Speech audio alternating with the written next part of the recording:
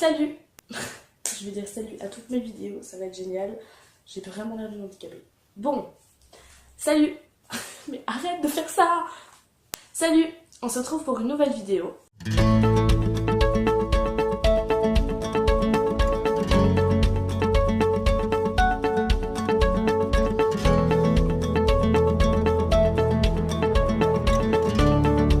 Donc aujourd'hui, on va parler de séries. Ce sont mes notes, voilà. On va parler de séries pour savoir si elles sont surcotées ou pas. Donc j'ai 4 séries à vous présenter. Il y a La Casa de Papel, 13 Reasons Why, Stranger Things et Riverdale. Donc j'espère que ça va vous plaire. On commence d'abord avec La Casa de Papel. Donc qu'est-ce que c'est La Casa de Papel? Eh ben, c'est l'histoire d'une bande de criminels qui veulent braquer la fabrique de la monnaie, voilà c'est ça. Qui veulent braquer la fabrique de la monnaie et du timbre à Madrid. Donc c'est une série espagnole. On suit tout au cours du braquage. Et donc c'est une histoire allongée sur 5 jours. Et voilà, on suit le professeur qui a créé un plan et qui vont essayer de suivre ce plan pour pouvoir braquer la fabrique. Mais il se passe plein de trucs et donc le plan ne se déroule pas du tout comme prévu. Donc c'est une série qui a eu un succès fou. Mais du coup pourquoi? Donc je suis sûre qu'on va faire la feuille. Bon, pourquoi est-ce qu'on aime La Casa de Papel? Tout d'abord parce qu'il y a l'action. Il y a beaucoup d'action dans cette série. Il n'y a presque aucun moment calme, il y a toujours quelque chose qui se passe. Et donc on est toujours sur le qui-vive. Il faut que j'arrête de dire toujours. Et aussi à cause du suspense, il y aura toujours quelque chose qu'il faut qu'on sache, quelque chose qui doit se finir. Et donc on voudra tout le temps regarder la suite pour savoir ce qui va se passer, tout simplement. Le plan du professeur par étape, il y a toujours plusieurs étapes. Et donc, comme dans la vraie vie, on veut toujours passer à l'étape suivante. Connaître la suite de l'étape pour finir le plan et être arrivé à la fin. Et donc c'est ce qui fait qu'on reste toujours scotché devant. C'est des personnages qui sont assez attachants. Pourtant au départ ils sont assez clichés quand même. Mais force de les connaître, comme il y a un développement pour chaque personnage, on apprend à les aimer. Même si ce sont des criminels, on a de l'empathie pour eux. Et ça c'est le grand point fort de la série. On a de l'empathie pour les criminels. On est vraiment de leur côté. La série a 2 points de vue différents. Et ça c'est intéressant parce que du coup on a le point de vue des criminels, ceux qui braquent la fabrique. Et on a aussi le point de vue de la police qui essaye de les arrêter. Donc je trouve ça assez intéressant. Maintenant on va passer pourquoi on n'aime pas cette série. Alors il y a les histoires d'amour inutiles. Je trouve qu'il y a beaucoup d'histoires d'amour qui on s'en passerait. Surtout par rapport à Raquel, par rapport à Tokyo et Rio. C'est assez inutile je trouve par rapport à la série. Par rapport au scénario, à la série en elle-même, oui c'est une bonne série. Il y en a plein d'autres qui sont tout aussi bien et dont on parle. Une série qui a eu beaucoup de buzz et du coup ça peut peut-être en rebuter certains. Est-ce que c'est une série surcotée ou pas? Pour moi ça l'est pas, mais en même temps je peux comprendre ceux qui trouvent que c'est pas une très bonne série. Maintenant on va passer à 13 Reasons Why. Pour vous remettre dans le contexte, 13 Reasons Why c'est l'histoire d'une fille, Anna, qui s'est suicidée et qui a laissé 13 cassettes derrière elle qui expliquent les 13 raisons de pourquoi elle en est arrivée là. Et donc on suit l'histoire à travers de Clay, qui était amoureux d'Anna, et qui découvre les cassettes et pourquoi elle a fait ce qu'elle a fait.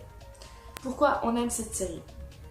Parce qu'elle est très touchante, les émotions sont très intenses. Comme ça parle de sujets délicats comme le suicide, l'harcèlement, etc. C'est quelque chose de très intense comme émotion que ça nous procure. La phrase n'était absolument pas française. Ça nous prend vraiment au trip quoi. Les personnages aussi qui sont vraiment attachants. Surtout Clay parce que c'est à travers lui qu'on connaît toute l'histoire, qu'on a l'impression de traverser avec lui tout ce qu'il endure et on ressent beaucoup d'empathie envers lui et envers Anna aussi sur comment elle en est arrivée là. Et forcément on peut pas ne pas ressentir d'empathie pour elle, même si elle a ses défauts et justement c'est ça qui est bien, c'est que tous les personnages ont des défauts et des qualités, ce qui fait qu'ils sont pas clichés, on les voit dans leur ensemble. Surtout Anna qui avait beaucoup de défauts, c'est ce qui fait qu'elle est humaine en fait. Un point fort c'est que les 2 saisons se complètent. En vrai mon bracelet il est bizarre. Donc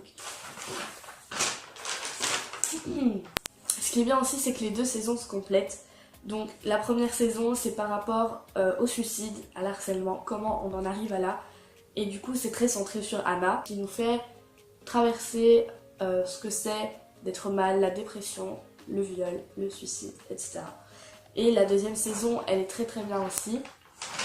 Bon, pourquoi La seconde saison est très bien parce que elle aborde comment faire son deuil, comment aller de l'avant après qu'une personne de son entourage se soit suicidée. Et du coup, il y a beaucoup plus de développement des personnages, mais d'autres personnages. Je pense par exemple à Justin et à Zach, qui sont assez développés dans cette saison-là.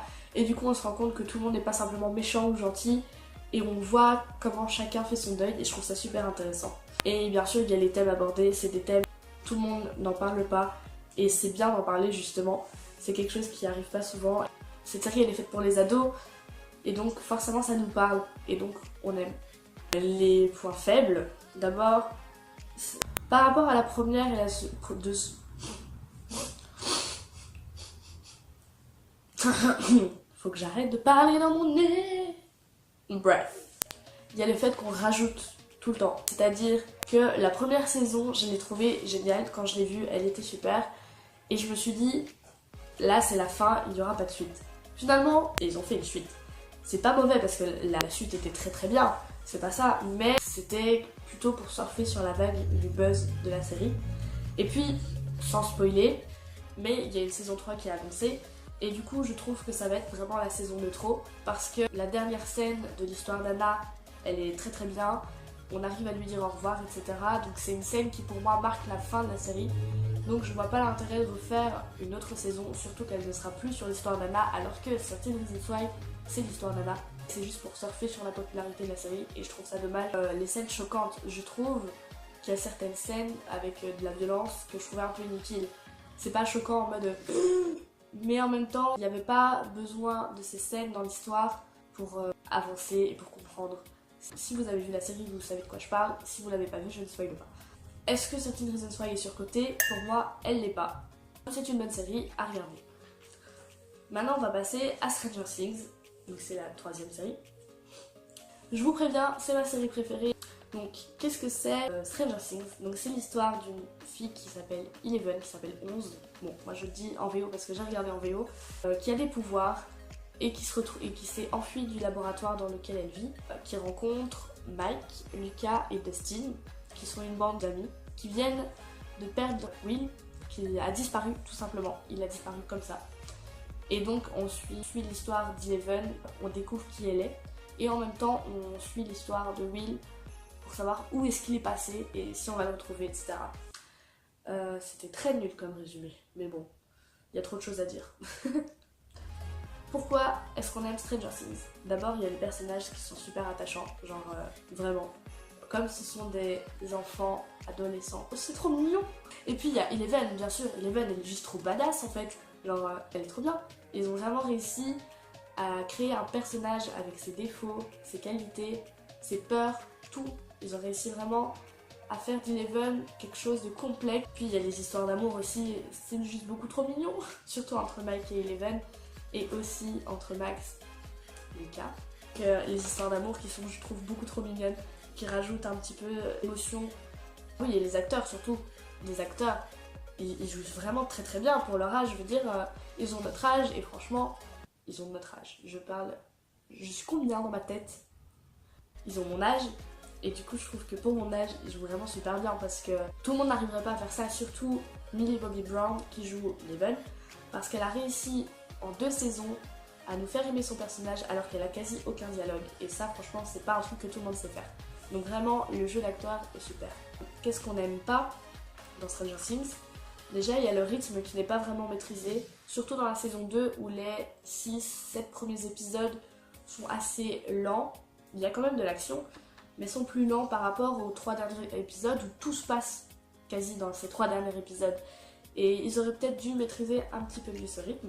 Et aussi, toute la publicité qu'il y a eu autour de Stranger Things, c'est pas de la faute de la série et ça ne joue en rien sur sa qualité, mais je comprends que ça ait pu en énerver certains, que tout cet engouement autour de Stranger Things, surtout à sa date de sortie de saison 2, c'est-à-dire en octobre, ben, il y a eu vraiment énormément de publicité. Même moi, ça m'a gavé quoi.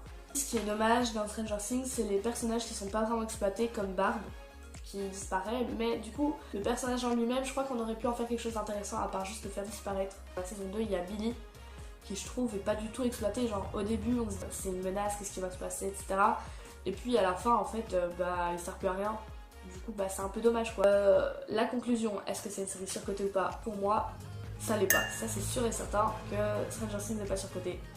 Et on finit avec Riverdale qui est la quatrième saison.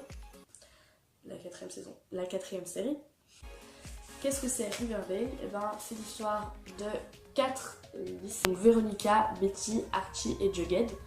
Donc comme il y a plusieurs saisons, dans la première saison ça parle d'un meurtre. Et dans la deuxième saison ça parle d'un tueur en série. Et donc on suit l'histoire de Riverdale qui est une ville dans laquelle beaucoup de choses se passent. Décidément je suis vraiment nulle en résumé. Pourquoi est-ce qu'on aime Riverdale? D'abord, faut se l'avouer, pas se mentir, les acteurs sont beaux. Surtout Cole Sprouse. Lou, je pense à toi. Il y a aussi le suspense qui est très présent dans la série. Il y a toujours beaucoup de suspense. On veut toujours connaître la suite. C'est pour ça qu'on regarde les épisodes. Personnellement, Riverdale, c'est pas vraiment ce que je préfère. Mais comme il y avait du suspense, j'ai quand même regardé. Et il y a aussi les images. C'est Netflix qui s'est occupé des images et Siri qui s'est occupé du scénario. Mais je trouve que Netflix, franchement, sur le rendu visuel de la série, il a géré.